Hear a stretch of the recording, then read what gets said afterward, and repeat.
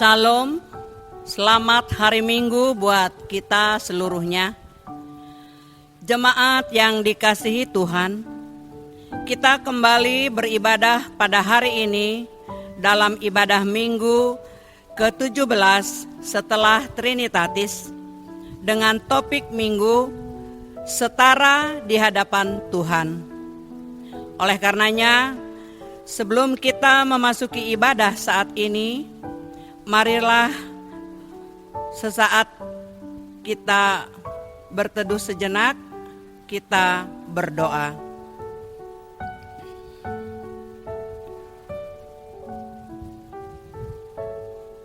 Amin. Kita memuji Tuhan, bernyanyi dari buku Ende nomor 135, ayatnya yang pertama dan ayat yang ketiga. Di ayat yang ketiga kita bangkit berdiri.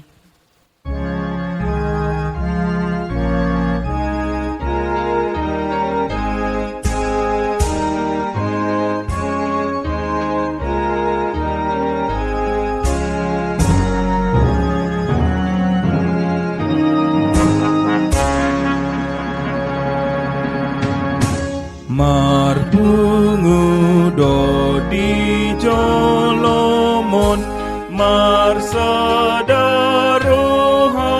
hamion, o Yesus Tuhan nami, o Raja na tersilangi nabi na timboi muse Sai Roma ho Tuhami,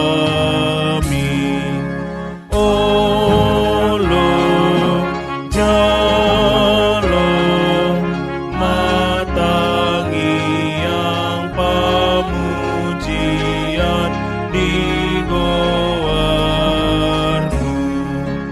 Allah holong ni rohamu,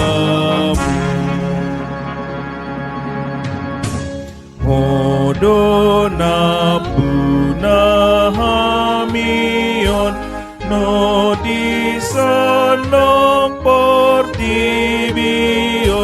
ho ikon sombaona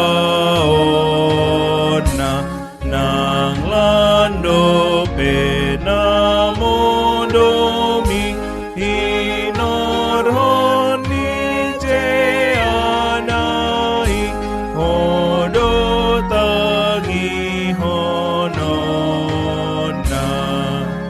ikon mona, o Tuhan maralohon haholomon, hodo raja si oloa.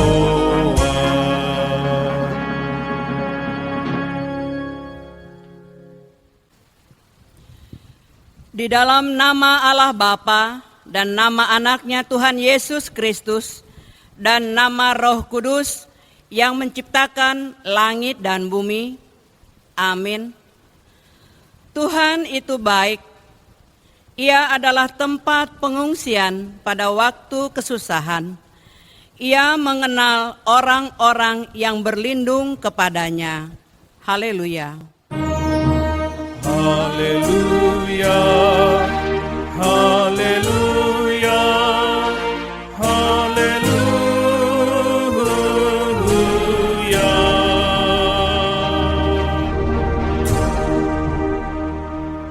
Kita berdoa.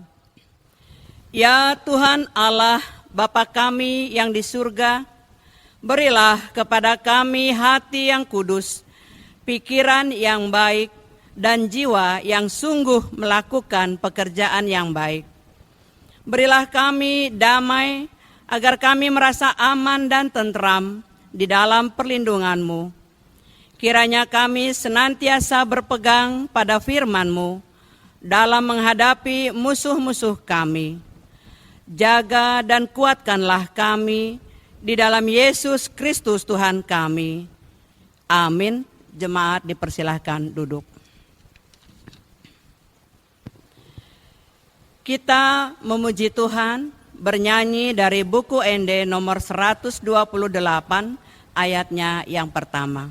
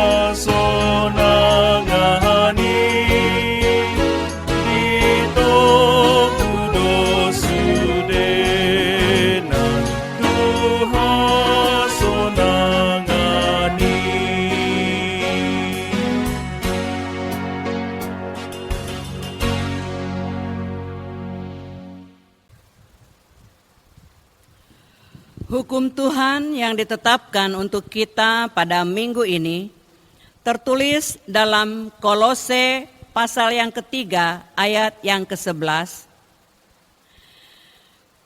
Yang demikian bunyinya, dalam hal ini tiada lagi orang Yunani atau orang Yahudi, orang bersunat atau orang tak bersunat, orang barbar atau orang Skit, budak atau merdeka. Tetapi Kristus adalah semua dan di dalam segala sesuatu. Demikian, marilah kita bersama-sama berdoa untuk memohon kekuatan dari Tuhan kita. Ya Tuhan Allah, kuatkanlah kami untuk melakukan yang sesuai dengan hukum-Mu. Amin. Kita memuji Tuhan bernyanyi dari buku ND nomor 174 ayatnya yang pertama dan yang kedua. Di ayat yang kedua kita bangkit berdiri.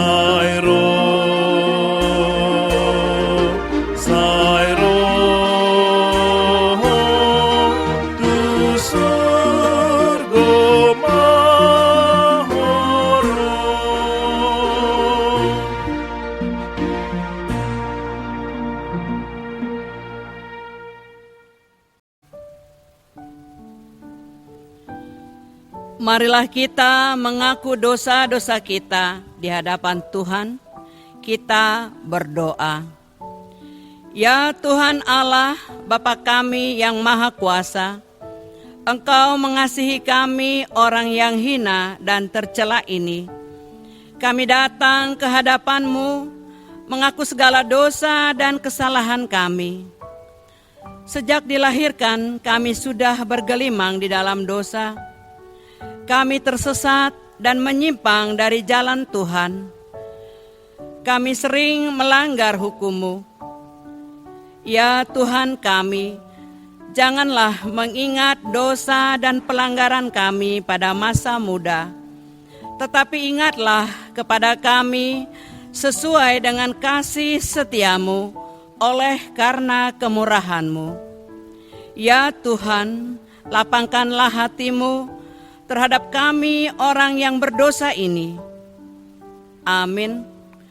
Marilah kita berdoa di dalam hati kita masing-masing.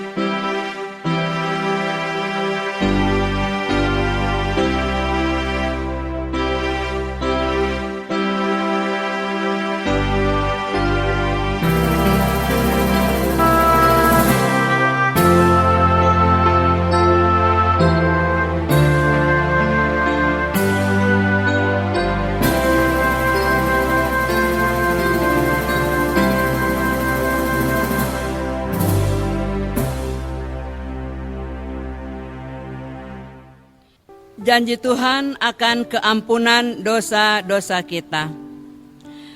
Karena semua orang telah berbuat dosa dan telah kehilangan kemuliaan Allah, dan oleh karena kasih karunia telah dibenarkan dengan cuma-cuma karena penebusan dalam Kristus Yesus. Kristus Yesus telah ditentukan Allah menjadi jalan pendamaian karena iman dalam darah-Nya. Kemuliaan bagi Allah di tempat yang maha tinggi. Amin. Amin. Jemaat, kami persilakan duduk kembali. Kita mendengarkan vokal solo dari Yolanda Damaris Borusiregar.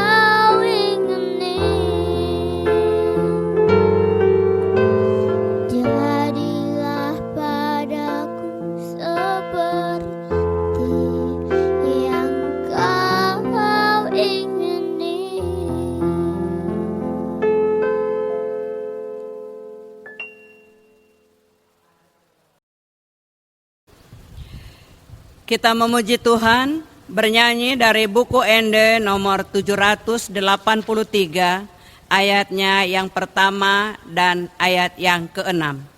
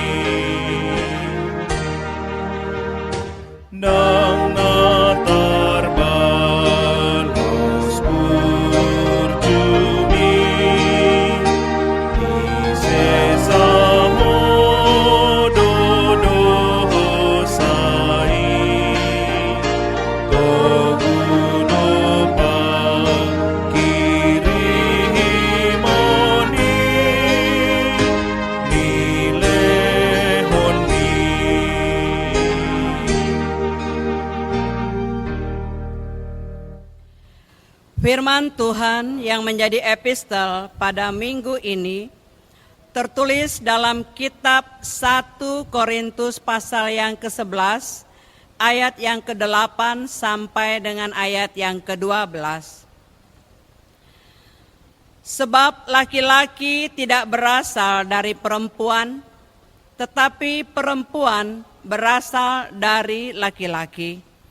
Dan laki-laki tidak diciptakan karena perempuan, tetapi perempuan diciptakan karena laki-laki.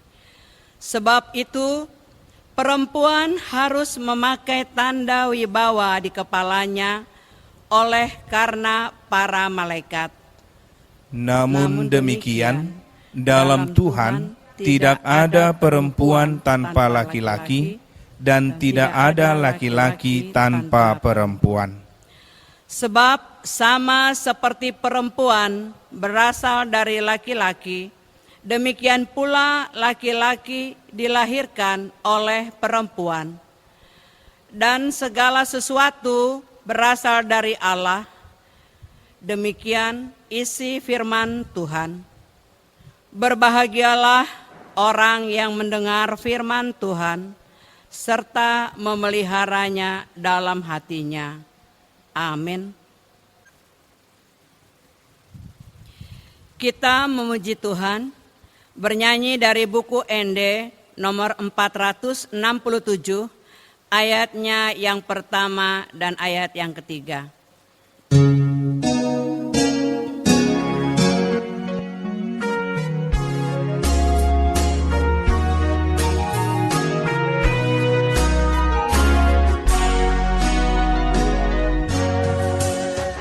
Sini roh hambu puji Allahumma nubusa ia sorohat gabe soranganmu ingananmu rohanami tondini manggohi pake dohot nolunami gabe ulami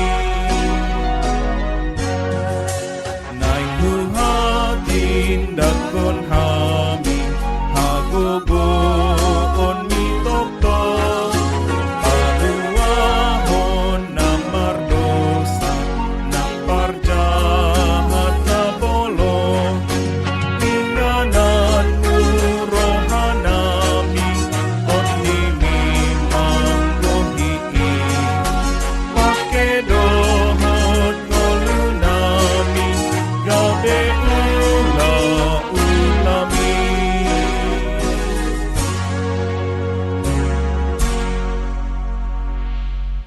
Marilah kita bersama-sama mengaku iman kepercayaan kita, sebagaimana teman-teman seiman di seluruh dunia Kita sama-sama mengucapkannya.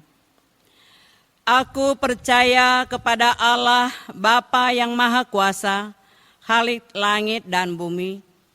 Aku percaya kepada Yesus Kristus, Anaknya yang tunggal Tuhan kita, yang dikandung daripada Roh Kudus, lahir dari anak darah Maria, yang menderita sengsara di bawah pemerintahan Pontius Pilatus, disalibkan, mati dan dikuburkan, yang turun ke dalam kerajaan maut. Pada hari yang ketiga, bangkit pula dari antara orang mati, naik ke surga, duduk di sebelah kanan Allah, Bapa yang Maha Kuasa. Dari sana akan datang kelak untuk menghakimi orang yang hidup dan yang mati. Aku percaya kepada Roh Kudus dan adanya satu gereja yang kudus, persekutuan orang kudus, pengampunan dosa, kebangkitan daging, dan hidup yang kekal. Amin. Warta jemaat untuk kita pada minggu ini. Yang pertama, ulang tahun kelahiran dan pernikahan.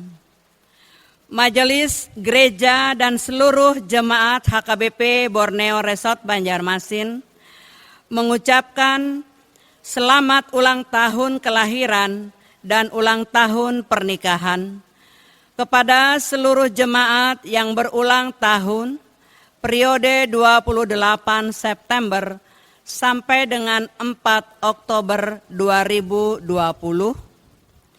kita dapat melihat di lembar acara yang kedua, ibadah minggu. Ibadah minggu kita pada Minggu 11 Oktober 2020 yang akan datang masih kita lakukan di rumah ataupun di tempat kita masing-masing.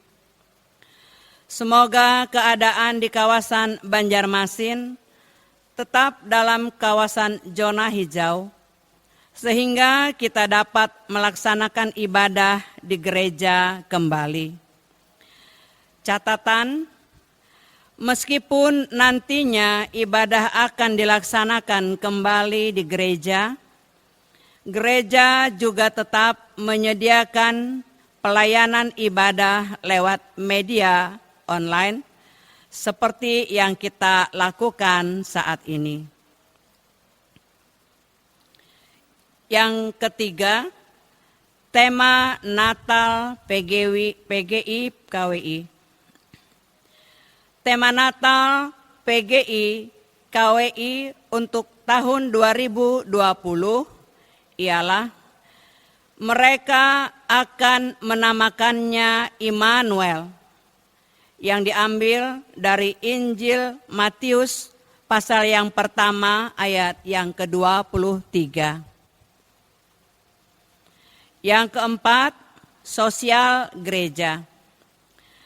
Bagi jemaat yang terdampak COVID-19 dan membutuhkan bantuan beberapa bahan pokok sembako, boleh mengambilnya ke rumah Huria.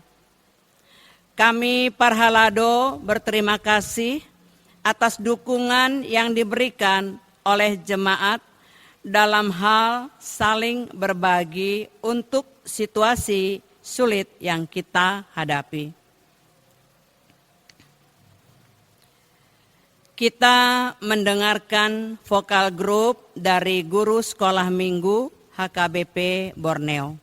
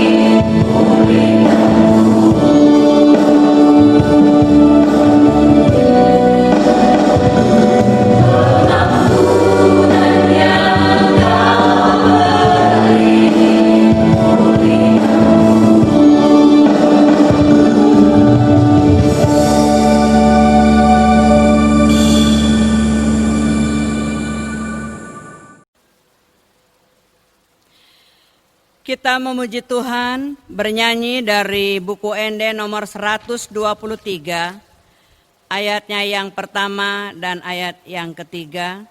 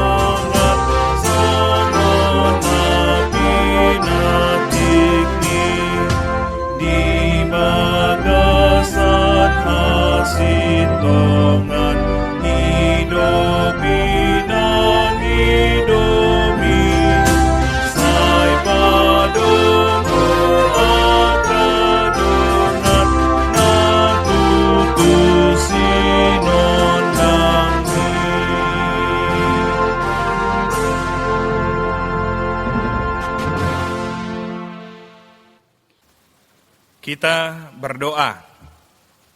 Damai sejahtera Allah Bapa yang melampaui segala akal, itulah yang memelihara hati dan pikiran saudara di dalam Kristus Yesus Tuhan kita. Amin.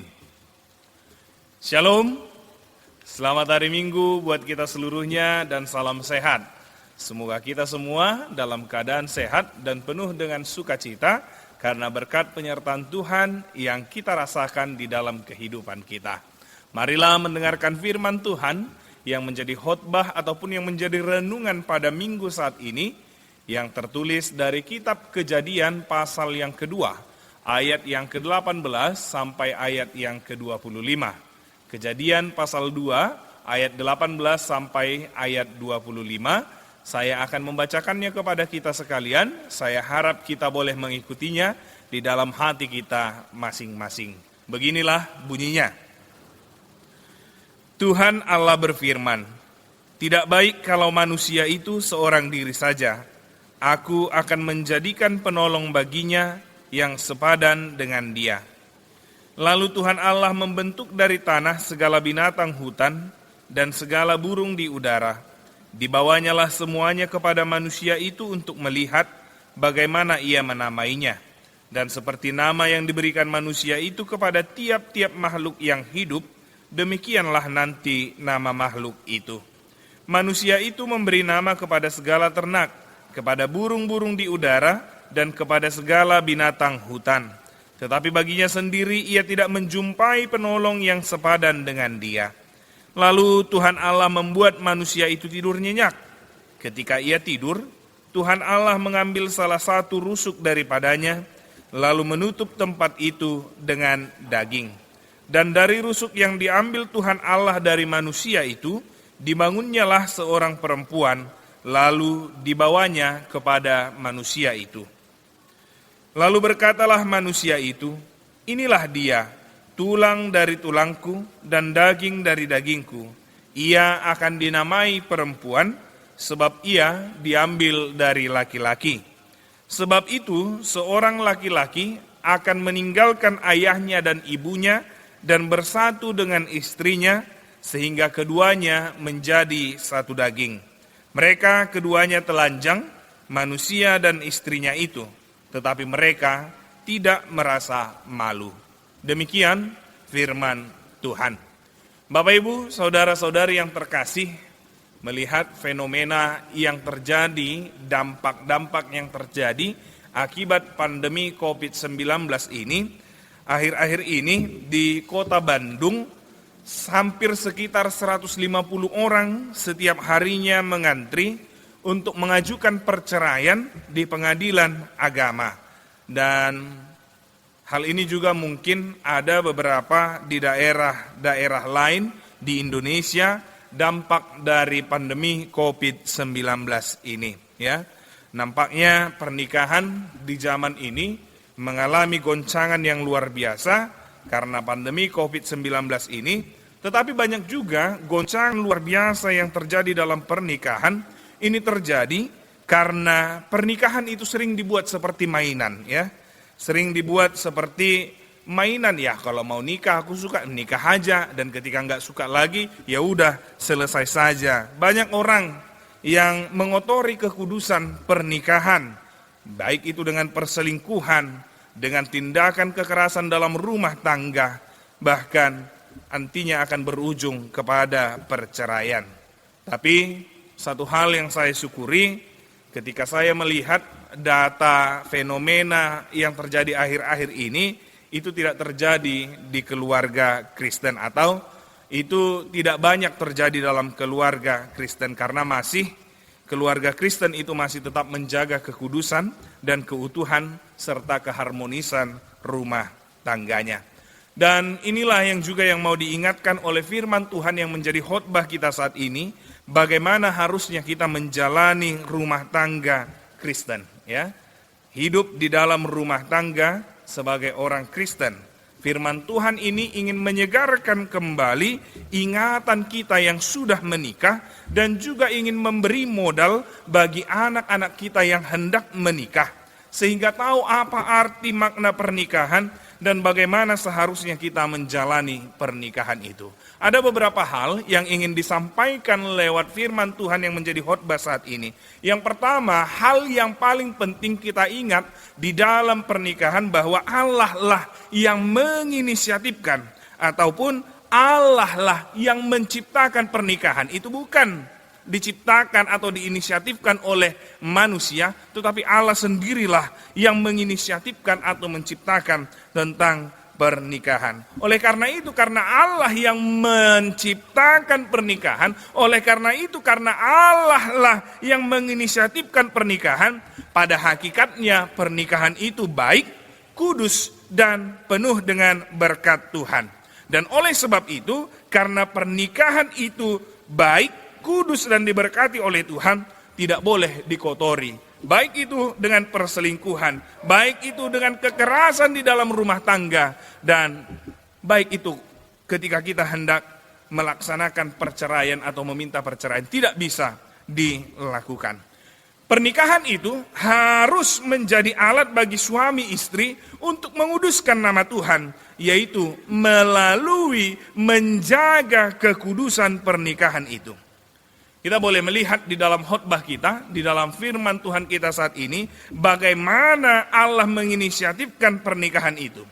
Ya, itu dilihat dari tindakan Allah, ya, yang membuat Adam tertidur, lalu Tuhan mengambil sebuah tulang rusuk Adam dan membentuknya menjadi seorang perempuan yang dinamai Hawa, dan Tuhan membawa Hawa itu kepada Adam dan menyatukan mereka kembali melalui pernikahan.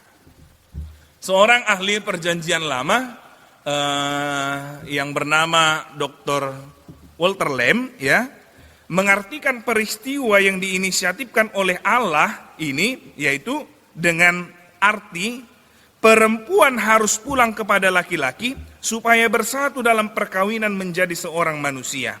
Seorang laki-laki ataupun seorang perempuan bukanlah seorang satu kesatuan yang utuh manusia, bagian yang utuh dalam manusia.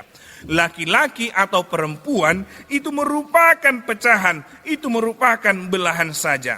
Seorang laki-laki menjadi satu manusia yang sempurna hanya ketika ia bersatu dengan istrinya, seorang perempuan, bukan yang lain, ya. Demikian juga sebaliknya dengan perempuan. perempuan itu menjadi manusia yang seutuhnya hanya bila ia bersatu dengan suaminya. Ini yang mau kita lihat, sehingga kesetaraan atau kesatuan antara laki-laki dengan perempuan itu, ya, bersatunya laki-laki dan perempuan itu membuat dia menjadi manusia yang seutuhnya. Dan bukan hanya itu, firman Tuhan yang saat ini juga menjadi khotbah kita hendak mengingatkan dan menekankan kepada kita bahwa kita harus membuang anggapan yang mengatakan bahwa perempuan itu lebih rendah dari laki-laki, karena perempuan itu diambil dari rusuknya laki-laki. Pemahaman ini adalah pemahaman yang salah.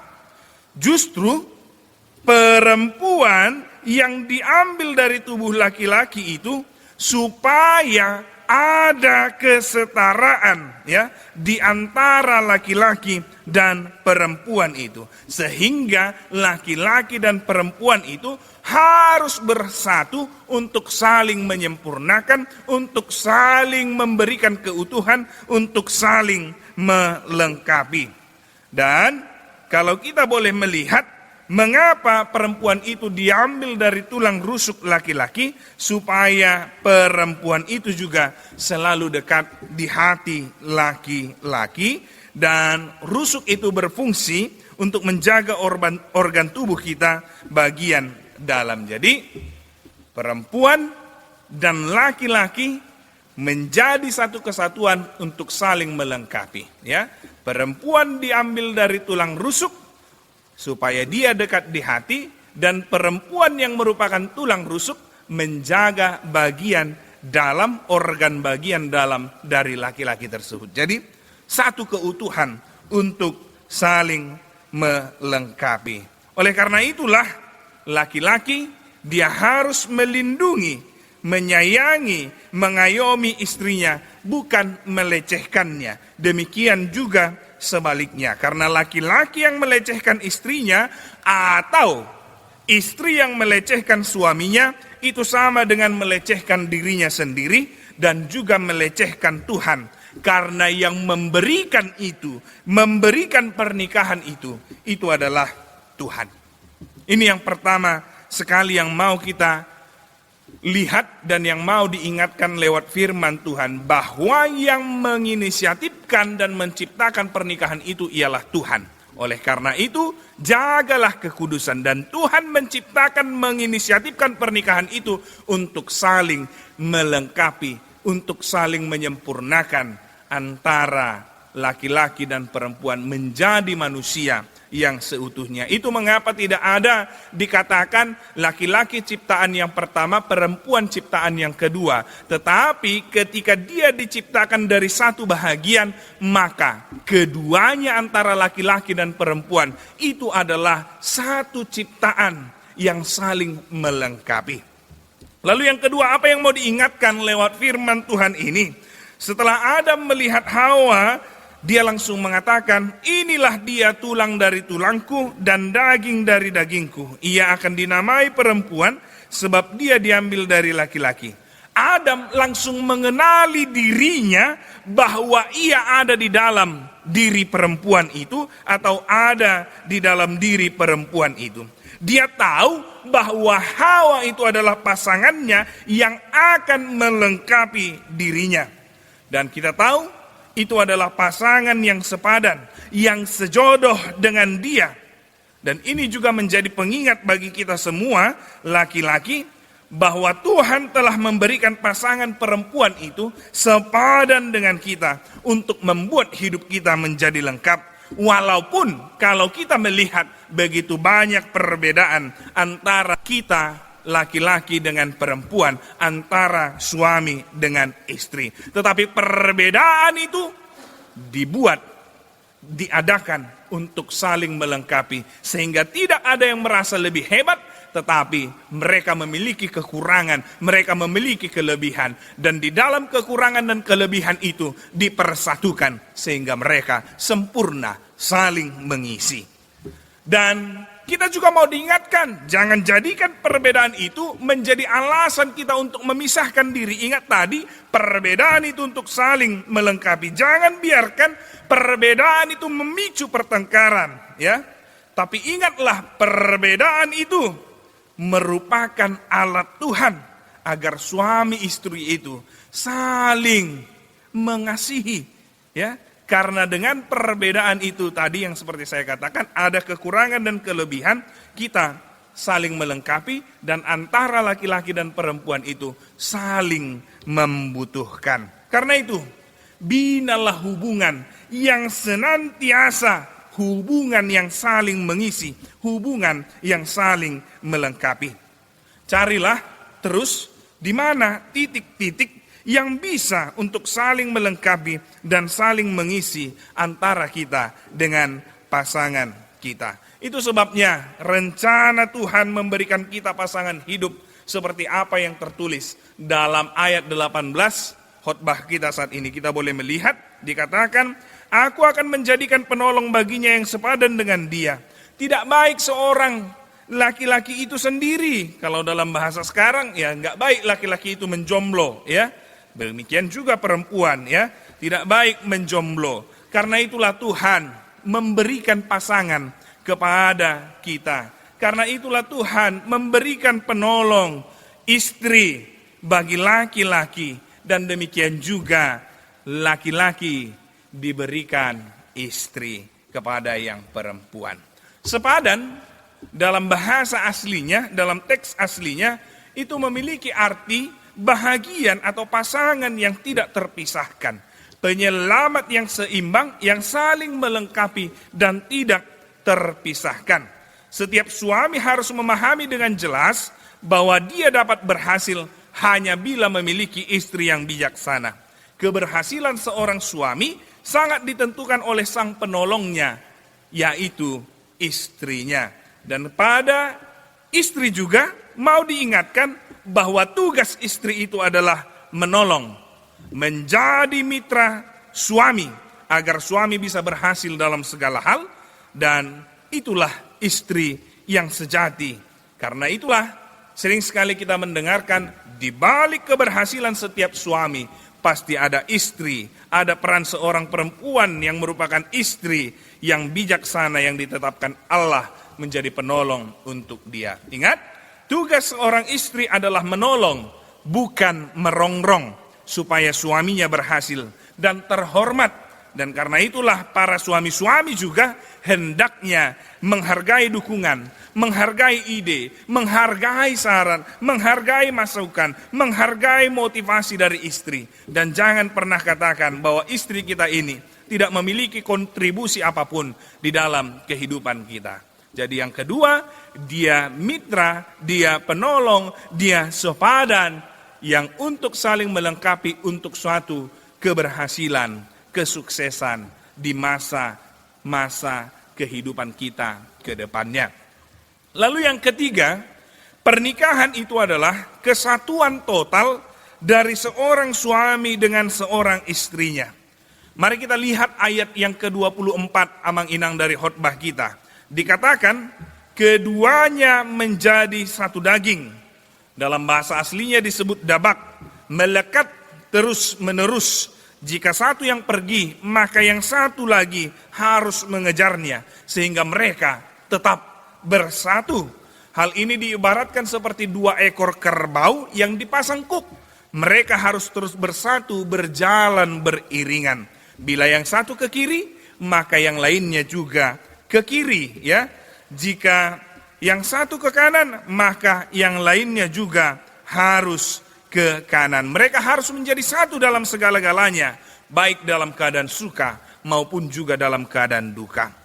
Lalu ketika mereka menjadi satu daging, di antara suami dan istri tidak ada lagi kata aku, tidak ada lagi kata kau, tetapi harusnya adalah kita, yang menunjukkan arti di dalam suami istri itu terdapat kesatuan hati, satu perasaan, satu pikiran, satu arah tujuan, bahkan satu dompet, ya, satu dompet. Ini yang paling juga menjadi perhatian. Kenapa? Ini diingatkan juga karena ya masih banyak orang yang sudah menjadi suami istri, tidak satu dompet. Ini bisa menjadi persoalan yang serius juga. Amang-inang ya, semua kita ya, ini bisa menjadi persoalan yang serius. Ada orang yang berpikir ya, mereka sudah berumah tangga tapi ya uangmu, uangku, gajimu, gajiku ya gajiku, pendapatanku.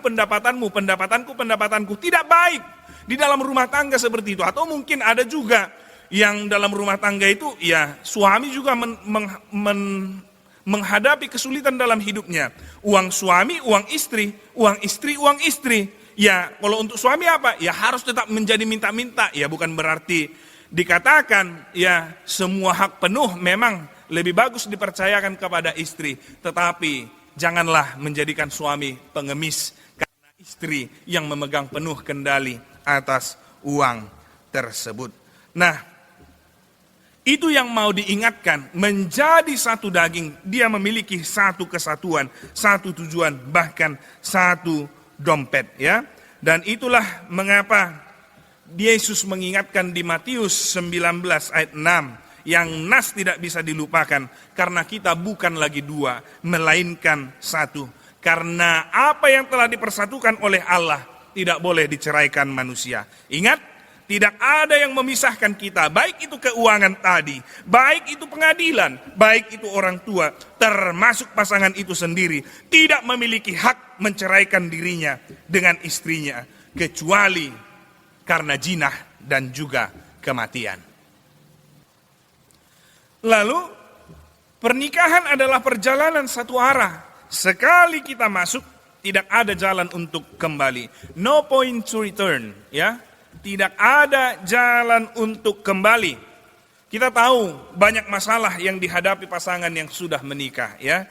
Omong kosong bila ada pasangan yang mengatakan bahwa kami tidak punya masalah di dalam keluarga kami. Enggak mungkin itu. Banyak masalah yang kita hadapi. Bahkan itu bisa karena pandemi COVID-19 ini, ketika kita mengalami kesulitan-kesulitan dalam kehidupan ini.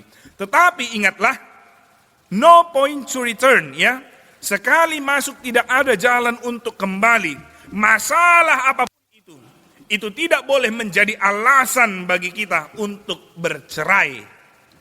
Lalu, mungkin yang menjadi pertanyaan, apa yang harus kita lakukan ketika masalah menghampiri kehidupan rumah tangga kita? Apa yang harus kita lakukan bila kita menghadapi persoalan? Maju terus, pertahankan pernikahanmu, ya. Pertahankan pernikahanmu, perbaikilah kerusakan yang ada. Jangan lari dari persoalan, ya.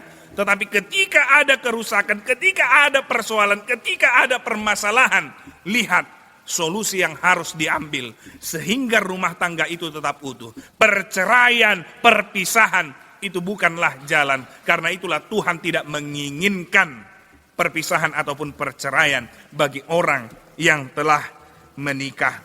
Jangan lupa satu hal, ketika menghadapi persoalan jangan andalkan dirimu, jangan andalkan pikiranmu, tetapi mari undang Yesus untuk hadir dalam hidupmu. Undang Yesus hadir dalam rumah tanggamu, koreksi dirimu apa yang telah terjadi sehingga persoalan itu datang. Ketika engkau salah, akui kesalahanmu, lalu mintalah pengampunan. Maka di sana ada pengenalan, di sana ada pengertian, di sana ada pengenalan akan satu dengan yang lainnya. Lalu rubahlah itu. Minta Yesus datang kepadamu, kepada keluargamu. Serahkan dia menjadi nakoda di dalam bahtera rumah tanggamu.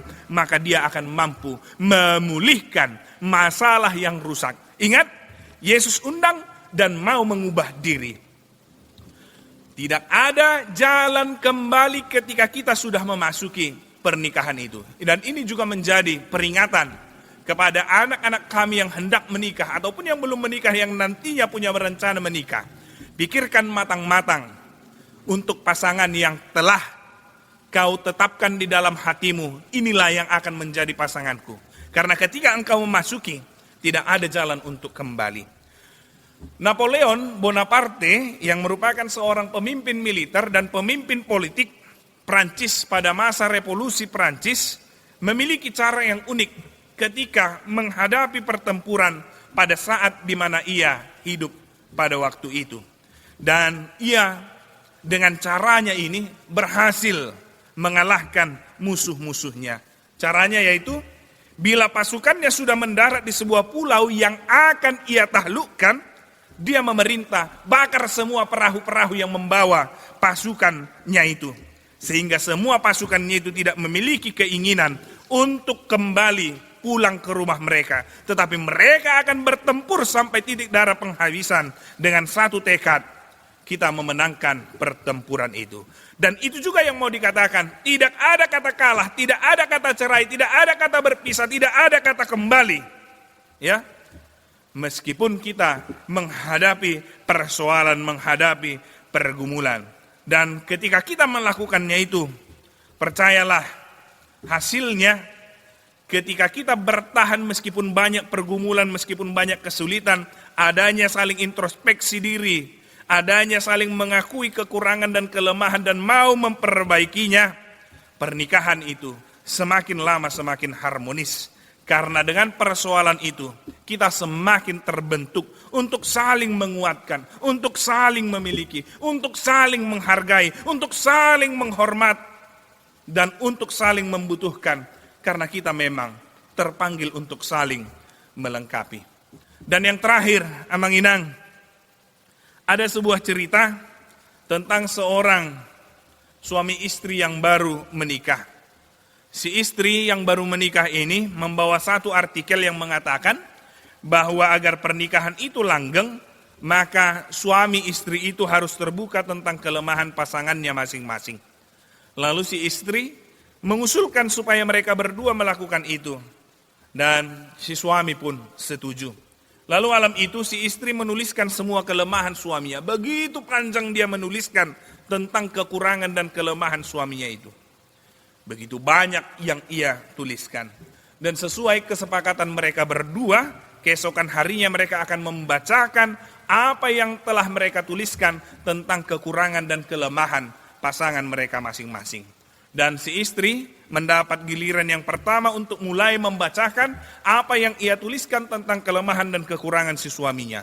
Banyak sekali yang ia tuliskan, banyak sekali yang ia bacakan. Sehingga ketika mendengarnya dengan begitu lama, si suami tertunduk dan meneteskan air mata. Lalu ketika si istri selesai membacakan tentang kekurangan dan kelemahan si istri, ia meminta suaminya untuk membacakan kelemahan si istri. Si suami tetap diam. Dia tidak mau untuk membacakan apa yang telah ia tuliskan. Tapi karena si istri memaksa, akhirnya si suami membacakan apa yang ia tuliskan. Yaitu dikatakan, sayang, Hasyan, di mataku tidak ada satupun kelemahan dan kekuranganmu. Di mataku engkaulah istri yang paling sempurna. Karena itulah aku mengambil keputusan untuk menyuntingmu, untuk menjadikan istriku, dan nanti akan menjadi ibu dari anak-anakku. Mendengar itu, si istri pun terhenyak dan terdiam 1000 bahasa. Bukankah Amang Inang yang sering menjadi pemicu kekacauan di rumah tangga itu adalah karena setiap pasangan selalu melihat kelemahan, selalu melihat kekurangan, selalu melihat kesalahan. Dia selalu melihat apa yang kurang dari pasangannya ketimbang melihat apa yang menjadi kelebihannya, apa yang menjadi keunggulannya, apa yang menjadi kebaikannya. Lalu kekurangan itu ditambahin bumbunya, dikipas-kipaslah, ya. Baru ada lagi ditambahi orang lain, ada lagi ditambahi keluarga. Akhirnya ributlah. Dan ujung-ujungnya capek aku ribut, berpisahlah kita. Bercerailah kita. 1 Korintus pasal 3 yang berbicara tentang kasih dikatakan bahwa kasih itu tidak menyimpan kesalahan orang lain, tetapi kasih itu menutupi banyak dosa dan pelanggaran, menutupi banyak kekurangan, termasuk kekurangan pasangan yang telah diberikan kepada kita. Oleh karena itu, sebenarnya yang paling baik, janganlah cari kekurangan, janganlah cari kelemahan, tetapi fokuslah pada kebaikan, fokuslah pada kelebihan, fokuslah kepada kehebatan yang dimiliki oleh pasanganmu dan tutupilah kekurangannya sehingga pernikahan itu langgeng. Tapi itu bukan berarti ketika kita mempunyai kekurangan, kita membiarkannya begitu saja. Perbaiki diri, introspeksi diri, lalu ubahlah itu menjadi kebaikan. Jangan pula ya, udah banyak kekurangan, sudah banyak kelemahan kita yang ditutupi, tapi merasa lebih hebat lagi, dan masih saja melakukan perbuatan yang tidak baik lagi. Kalau aku mengatakan, nasujolma be, ade, ngagodak kekurangan na, ngagodak akka, nasala siyan ibana, aledang olo padinggat to pajakaw-jagohod dope, barang jolma be guarne ade. Sudah berkali-kali diberikan yang terbaik tetapi tidak sadar dan bahkan tetap melakukan kejahatan. Saya tidak tahu harus mengatakan bagaimana lagi dengan ia. Ya, bukan fokus kepada kekurangan, tetapi jangan berlarut kepada kesalahan yang kita perbuat. Oleh karena itu, lewat firman Tuhan ini menyegarkan, mengingatkan kembali apa pernikahan di dalam rumah tangga sebagai orang Kristen bagi kita semuanya, dan juga memodali bagi anak-anak kami yang hendak menikah. Yang pertama, lihatlah pernikahan itu adalah rencana Tuhan. Karena itu adalah rencana Tuhan, pernikahan itu baik, kudus, dan juga penuh dengan berkat. Ketika engkau menikah, ketika kau hendak menikah, jagalah pernikahan itu di dalam kekudusannya. Lalu yang kedua, lihatlah bahwa Tuhan menetapkan pasangan kita yang sepadan, ya, yang sepadan dengan kita. Oleh karena itu, sebisa mungkin tetaplah untuk saling melengkapi antara satu dengan yang lainnya. Karena laki-laki dan perempuan itu adalah belahan yang terpisah yang disatukan kembali di dalam pernikahan tersebut. Lalu yang kemudian, pernikahan menjadikan kita satu daging yang tidak bisa berpisah meskipun begitu banyak persoalan yang akan terjadi. Ingatlah, pernikahan itu adalah perjalanan satu arah yang tidak bisa kembali, tetapi bagaimana dalam persoalan itu karena kita sudah menjadi satu kesatuan dan tidak bisa diceraikan, maka jalanilah itu. Lihatlah ke dalam dirimu apa yang telah kamu lakukan. Ketika itu baik, kembangkan. Ketika itu salah, koreksi dirimu. Lalu ubahlah dengan kebaikan. Lalu yang kemudian, fokuslah kepada kebaikan. Fokuslah kepada kehebatan. Fokuslah pada kelebihan. Jangan lebih fokus kepada kekurangan. Jangan lebih fokus kepada kelemahan. Tetapi jangan larut dalam kekurangan, kelemahan, kesalahan yang kita perbuat. Ketika engkau berbuat itu, ubahlah. Dan untuk itulah kita diberkati Tuhan di dalam pernikahan kita. Marilah kita semua melihat bahwa pasangan kita itu adalah ia yang sepadan dan setara dengan kita, yang ada untuk saling memberikan, yang ada untuk saling menghormati, yang ada untuk saling menghargai, dan yang ada untuk saling melengkapi sehingga rumah tangga itu berjalan di dalam jalan yang dikehendaki oleh Tuhan. Tuhan memberkati kita semua. Kita berdoa. Terima kasih Tuhan atas firman-Mu yang mengingatkan kami tentang prinsip pernikahan menurut firman-Mu. Kuatkanlah kami agar kami terus memelihara kesatuan dan keharmonisan pernikahan. Bila di antara jemaat-Mu ada yang sedang mengalami pergumulan dalam pernikahannya, tolonglah mereka dengan Roh-Mu. Pulihkan kasih di antara mereka. Jangan biarkan mereka bersandar kepada ego pribadi masing-masing. Melainkan ketika mereka sedang bergumul, biarlah mereka hanya bersandar kepadamu. Biarlah juga dengan apa yang boleh kami hadapi dalam rumah tangga kami, kami semakin menghargai pasangan kami masing-masing. Kami boleh saling berbagi, saling melengkapi, dan bukan sebaliknya kami saling memaki, bahkan saling menyakiti. Berilah juga jodoh kepada anak-anak-Mu yang sudah cukup usia untuk menikah. Lancarkan setiap rencana bagi mereka yang telah berencana untuk menikah. Beri anak juga kepada jemaat-Mu yang sudah berkeluarga dan sangat merindukannya. Berkati anak-anak-Mu yang balita yang dalam proses pertumbuhan, sehingga bertumbuh di dalam kesehatan yang daripada-Mu. Berkati anak-anak-Mu yang sedang sekolah dan kuliah dengan hikmat dan kebijaksanaan. Berkati mereka yang sedang mencari pekerjaan dan juga yang sedang bekerja. Berkati mereka yang sakit, yang sedang dirawat di rumah sakit, ataupun yang terus menerima pengobatan secara rawat jalan. Berkati mereka dengan keteguhan, kekuatan, kesabaran, dan kesembuhan.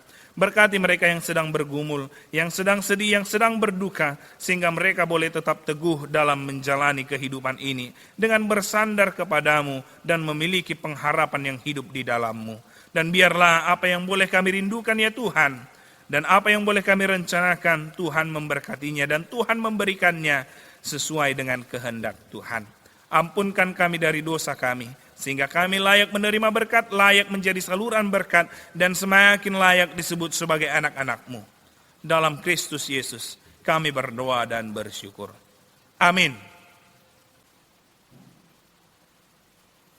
Kita bernyanyi dari buku Wende nomor 753, ayat 1 dan ayat 2, sambil mengumpulkan persembahan.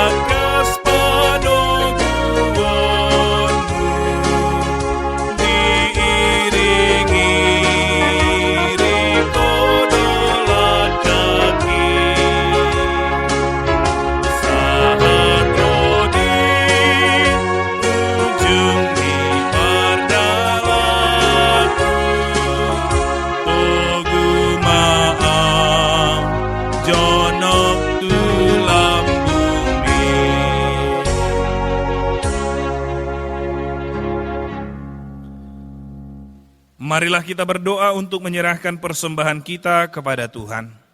Ya Allah Bapa kami yang di surga, kami mengaku bahwa Tuhan adalah sumber dari segala karunia yang melimpah dalam kehidupan kami masing-masing.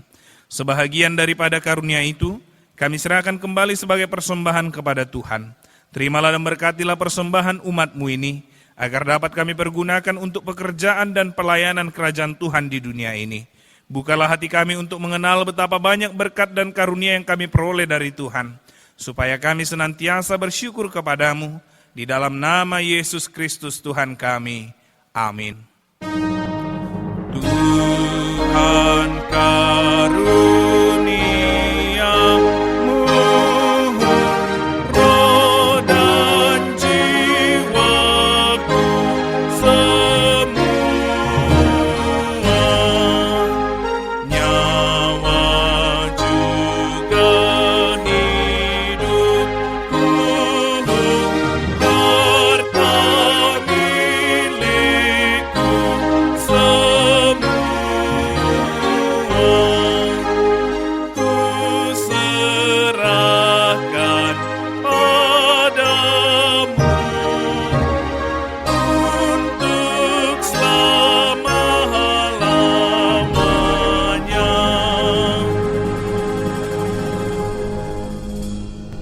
Bapa kami yang di surga, dikuduskanlah namamu, datanglah kerajaanmu, jadilah kehendakmu di bumi seperti di sorga.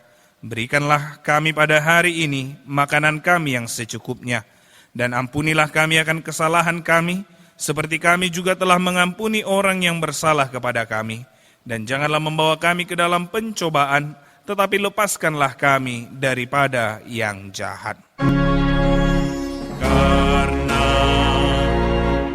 Engkau punya kerajaan dan kekuasaan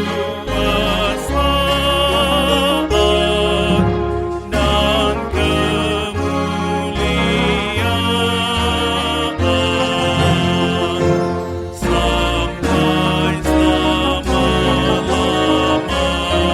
sampai selama-lamanya.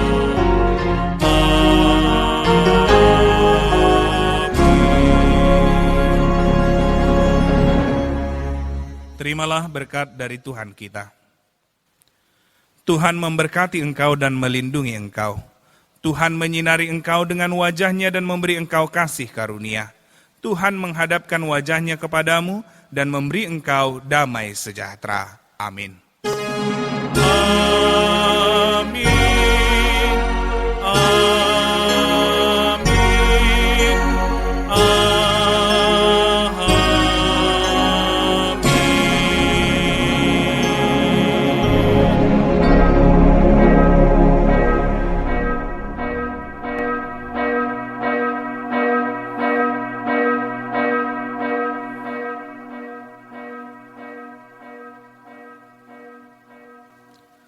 Shalom, selamat hari Minggu buat kita seluruhnya jemaat yang dikasihi Tuhan.